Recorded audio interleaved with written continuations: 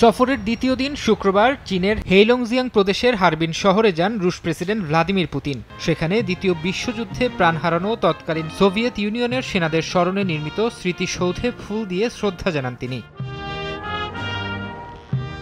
পরে চীনের সঙ্গে কৌশলগত অংশীদারিত্বের নতুন যুগ সূচনার প্রতিশ্রুতি দেয়া রাশিয়া চীন বাণিজ্য সম্মেলনে যোগ দেন ভ্লাদিমির পুতিন। রাশিয়া ইউক্রেন যুদ্ধের পর পশ্চিমা নিষেধাজ্ঞার জেরে হোঁচট খাওয়া রুশ অর্থনীতির চাকা সচল রাখতে এই সম্মেলনকে আগে থেকেই গুরুত্ব দিয়ে আসছিল ক্রেমলিন। চীন রাশিয়ার মধ্যকার ক্রমবর্ধমান বাণিজ্য নিয়ে সম্মেলনের উদ্বোধনী ভাষণে কথা বলেন পুতিন। ঘোষণা দেন চীনকে জ্বালানি শক্তি সরবরাহের।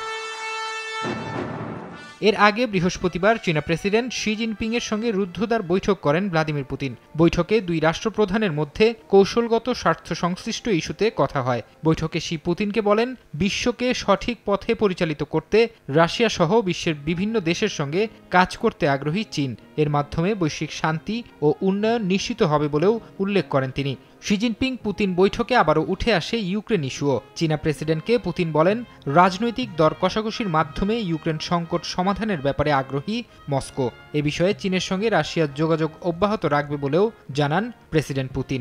নগদে 500 টাকা বা তার বেশি পেমেন্টে পেতে পারেন ঢাকায় জমিসহ 20 কোটি টাকার পুরস্কার।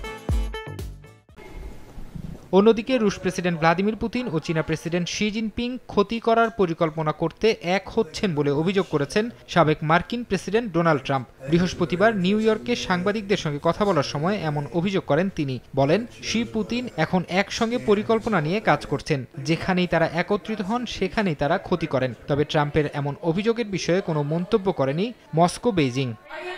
ফারহাদ চৌধুরী, সময় সংবাদ।